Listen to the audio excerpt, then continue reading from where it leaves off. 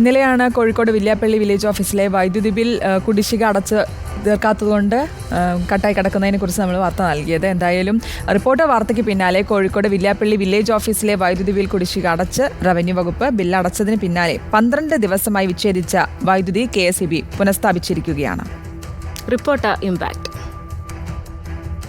ദിവസങ്ങളായി അണഞ്ഞുകിടന്ന വില്യാപ്പള്ളി വില്ലേജ് ഓഫീസിലെ ലൈറ്റുകൾ പ്രകാശിച്ചു. ഫാനുകൾ കറങ്ങി തുടങ്ങി. കമ്പ്യൂട്ടറുകൾ പ്രവർത്തിച്ചു തുടങ്ങി. വിവിധ ആവശ്യങ്ങൾക്കെത്തി നിരാശയോടെ മടങ്ങിയ നാട്ടുകാർക്ക് ഇനി പ്രതീക്ഷയോടെ വില്ലേജ് ഓഫീസിലെത്താം. ഫ്യൂസ് ഊരി 12 ദിവസമായിട്ടും അനങ്ങാതിരുന്ന വടകര താലൂക്കിലെ ഉദ്യോഗസ്ഥർ റിപ്പോർട്ടർ വാർത്തയെ തുടർന്നാണ് ബില്ലടയ്ക്കാൻ തയ്യാറായത്. 13,000 രൂപയുടെ കുടിശ്ശിക കിട്ടിയതോടെ ഊരിയ ഫ്യൂസ് KSEB തിരികെ കുത്തി. കഴിഞ്ഞ ദിവസം റിപ്പോർട്ടർ ചാനലിൽ വന്ന് ഈ വാർത്ത വലിയ രീതിയിൽ സംസ്ഥാനം ഒട്ടാകെ ശ്രദ്ധിക്കപ്പെടുന്ന രീതിയിലുള്ള വാർത്ത പ്രസിദ്ധീകരിച്ചതോടുകൂടിയാണ് അധികാരികളുടെ കണ്ണു തുറന്നത്.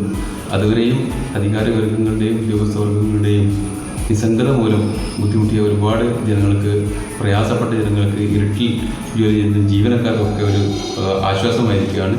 ഫ്യൂസ് ഊരാത്ത കോഴിക്കോട് ജില്ലയിലെ മറ്റ് വില്ലേജ് ഓഫീസുകളിലെ 6 മാസത്തെ കുടിശ്ശികയും റവന്യൂ വകുപ്പ് ഇതുവരെ അടച്ചിട്ടില്ല.